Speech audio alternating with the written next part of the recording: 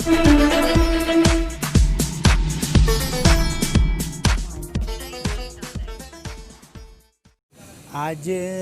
सैयद ज़मीर पाशा साहब का एक ताज़ियती प्रोग्राम था। सैयद ज़मीर पाशा साहब यहाँ डिप्टी कमिश्नर की हैसियत से 3 साल रहे। 3 साल में उनका बहुत सारे खिदमात यहाँ उनके अजीम खिदमात होते रहे। सबसे बड़ी बात यह कि यहाँ एक उर्दू स्कूल वरांडे में चल रही थी, जो ईदगाह के अपोज़िट में था, शहीद नगर।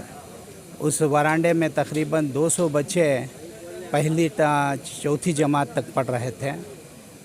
वो जैसे ही मैं फ़ोटो पकड़कर ज़मीर पाशा के टेबल पर ले गया, वो डिप्टी कमिश्नर थे, उन्होंने देखकर बड़ा अफसोस का इजहार किया। फ़ौरन deputy director of public instruction को वहाँ स्कूल के स्पॉट पर आने को कहा। वहाँ जब ये ख़ुद मुझे साथ लेकर स्कूल के पास पहुँचे तो देखकर वो बहुत परेशान भी हुए, अफसोस का इजहार किया और फ़ौरन DDPI को प्रोजेक्ट बनाने के लिए, बिल्डिंग बनाने के लिए मंजूरी दे दी। उसके बाद वहाँ बिल्डिंग का कंस्ट्रक्शन का काम शुरू हुआ। आज एक बड़ी स्कूल बनकर वहाँ बच्चे अच्छे इसमें पढ़ रहे हैं। उसके साथ साथ जनाब ज़मीर पाशा साहब डिप्टी कमिश्नर कोलार रहे।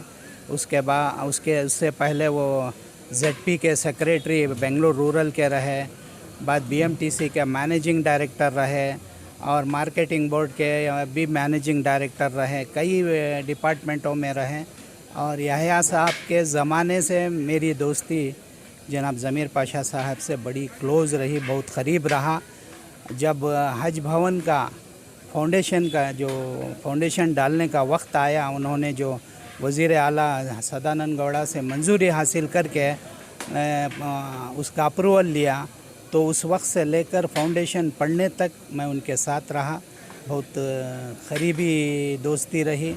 बड़े ही जज्बे वाले, बड़े ही ईमानदार, दियानतदार और बड़े ही ज़िम्मेदार ऑफ़िसर रहे।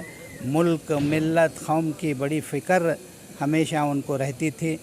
हज भवन का फाउंडेशन 40 करोड़ रुपयों के साथ इनके हाथों से हुआ। वो तो सैयद थे, सैयदों के हाथ से वो फाउंडेशन की इब्तदा हुई। वहाँ से काम शुरू होकर आज एक पूरे हिंदुस्तान में वो आले दर्जे का हज भवन कहीं भी आपको नज़र नहीं आएगा, क्योंकि इनकी मेहनत, इनकी कोशिशें रंग लाई।